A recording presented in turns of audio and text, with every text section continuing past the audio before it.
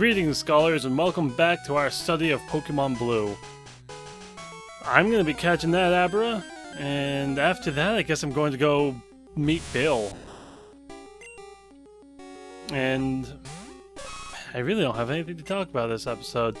Though, I was going over some of my previous episodes, and I had noticed I had said I was talking about the PP PowerPoints and how other games don't limit your attack usage. It's completely stupid. Mana. PP is just Pokemon's version of mana. It limits your usage of powerful moves. You have less PP for stronger moves. Your weaker moves have higher PP. It's just like how weaker spells will cost less mana. Yeah. It's obvious looking back at it, and I'm sure some of you were probably saying, I don't know what you're talking about. There's obviously a comparison to other games, but unfortunately I don't have any comments at the moment. As is the nature of it, I suppose. And with that, I can cross that topic off my list. I like the concept of mana. Usually the way you see it done is you have a mana pool, and then you have a bunch of spells, and each spell costs a different amount of mana. That's normally how you see it. That's like that's how you see it in Final Fantasy games. That's how you see it in most RPGs. That's how you see it in Skyrim, like the Elder Scrolls series. Oh hey, Nidorino.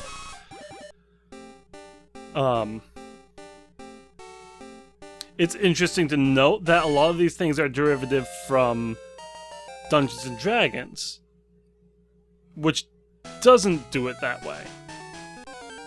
Now, it depends on which version you're playing, but Dungeons and Dragons 5th edition, you have a certain number of spell slots you can use, and each spell slot has its own level.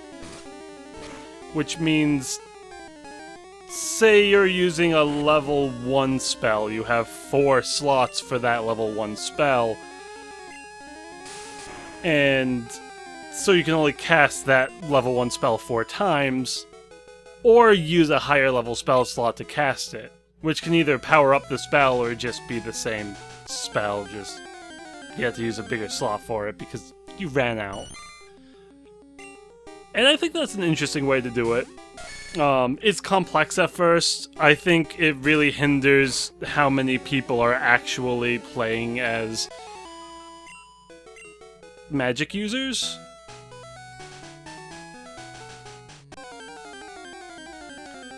And, right, yeah, you get the spell slots back after you rest. Oh, I'm pretty sure I caught a Bellsprout already, right? I might regret this, but,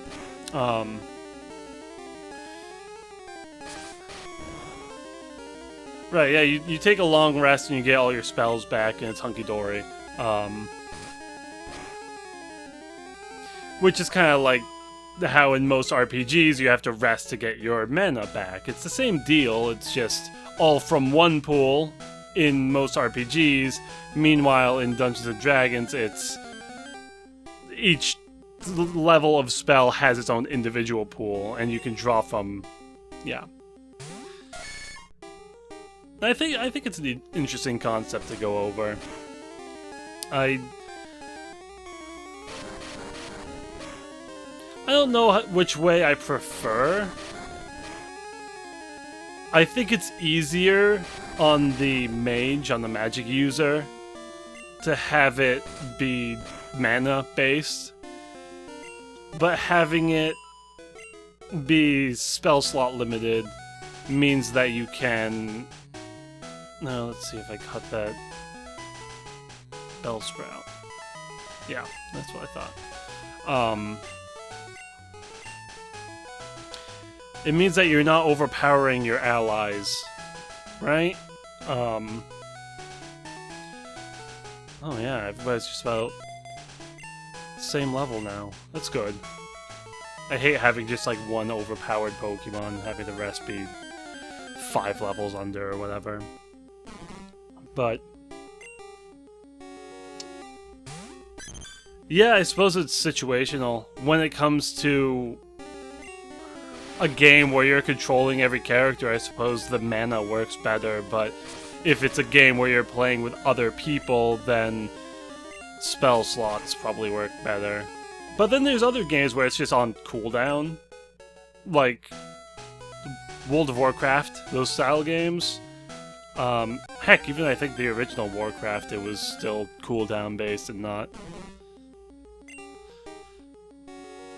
mana based. It's been a long time since I've played that though, so I wouldn't be able to say.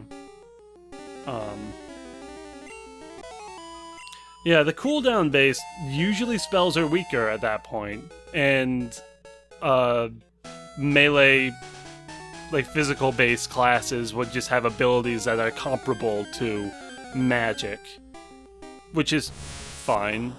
I don't feel like one class should be more overpowered than the other. It has to be situational. Like, a paladin can be stronger against undead and demons, meanwhile a fighter can be more well-rounded, and it's fine. You gotta balance it somehow. Balance is probably one of the more difficult parts of game design when it comes to having a lot of different stat blocks, I guess? Like having a bunch of different classes, having a bunch of different Pokemon that you can catch, monsters, whatever. Still trying to find an Abra here. But I guess yeah, it all depends on what kind of game it is. You can't really say that there's one magic system that's better than another without indicating what kind of game it is. I guess in Pokemon, I can't imagine anything would work better than PP, right?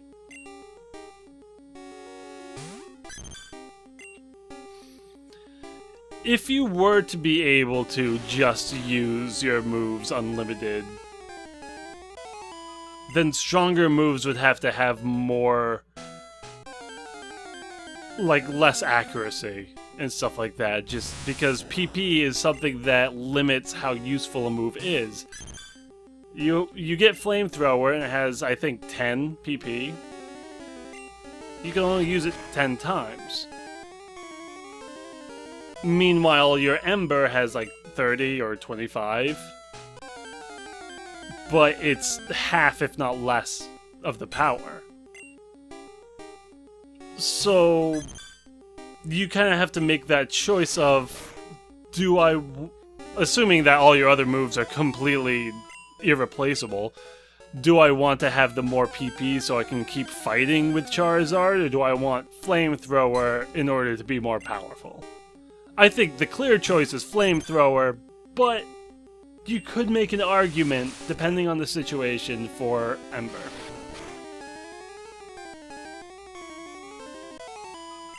I think that makes it a little bit more clear, the, like, utility from a game design point of view for PP. PP and mana, that kind of deal.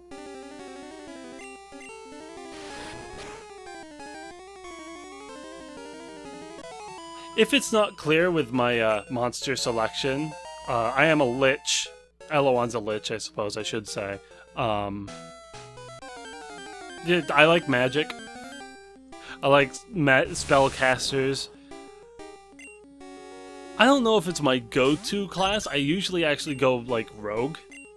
I grew up on Metal Gear. The first Metal Gear I played was Metal Gear Solid 2, so... What does that say, huh? Yeah, I like anime. Yeah, I like Metal Gear Solid 2. What are you trying to say?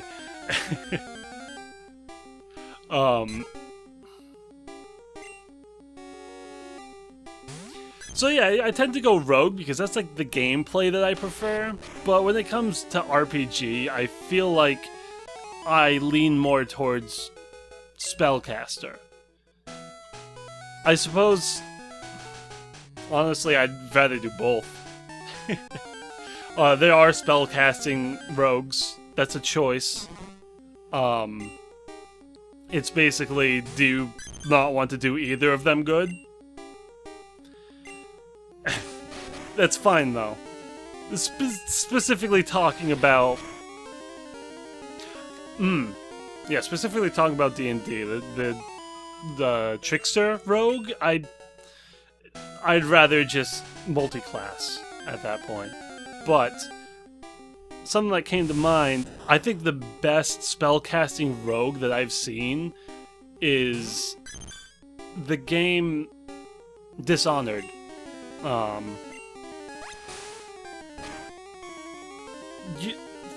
I guess it's more of like, he's more like a warlock because he's using powers from an outside force. I think he's literally called the Outsider.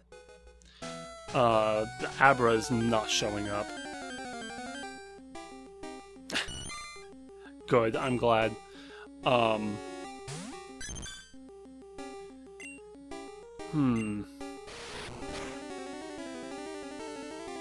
Yeah, it was really good. That game, the stealth in that game is really nice. You can distract people with sounds.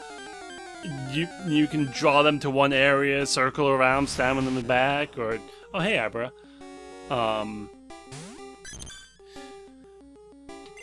Do I just instant Great Ball? I think. Go. Do it. Catch him. Yeah. Kadabra's still good, right? Like, I don't have to have an Alakazam to have a good psychic type. I think he just, like, gains more speed. I don't know. Just, like, the stats go up a little bit. Also, it's useful having an Abra for the sake of teleport. Who do I have on me right now? Yeah, I might grab him next time I have to go down into, like, a dungeon of some kind. Alright. Moving on.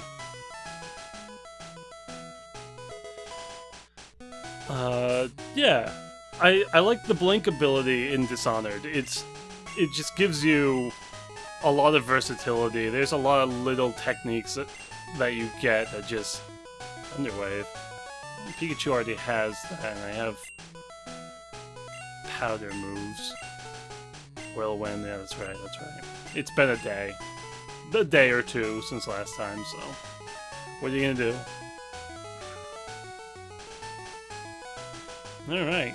Is this a different route?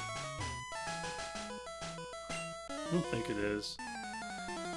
It's Tussle Buddy.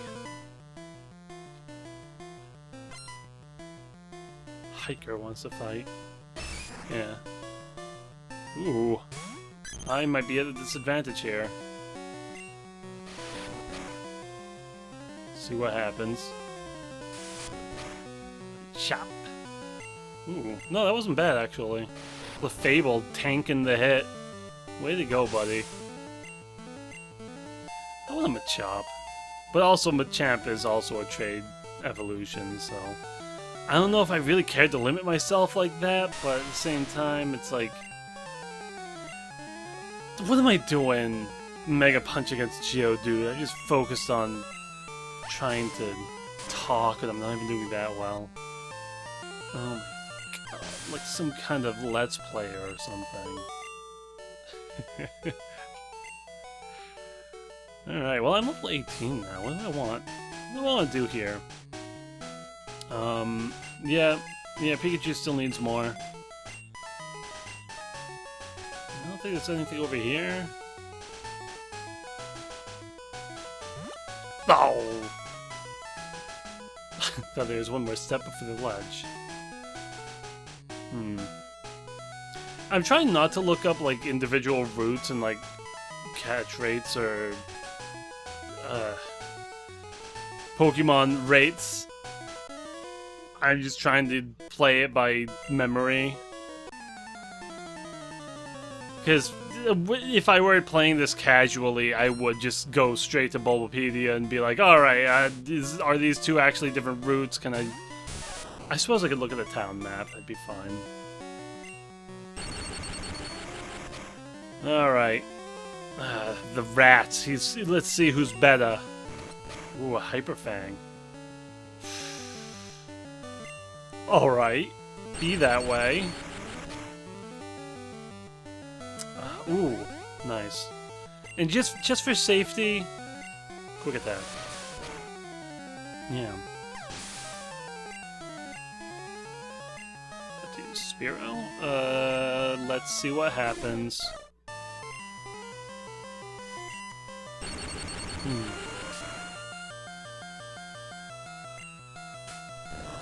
Oh! Oh, heck yeah! Alright, quick attack, finish him off. You got this, Pikachu.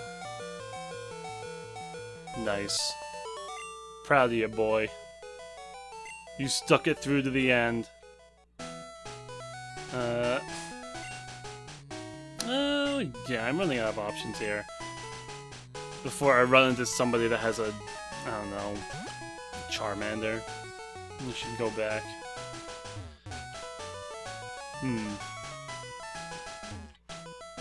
Stop. Stop running into me, guys. You're in the way. So rude. Alright. And with this is the end of the episode. I'll be back on the route. Actually, you know what? Before I sign off, just for confirmation for anybody who was wondering. Oh, okay, up. 24, 20. Yes, they are different routes. Okay. That is good to know. There might be different Pokemon? I don't remember if there actually is. They're different routes, right? All that means to me is that you can catch another Pokemon in Nuzlocke. Alright. See you guys in the next one.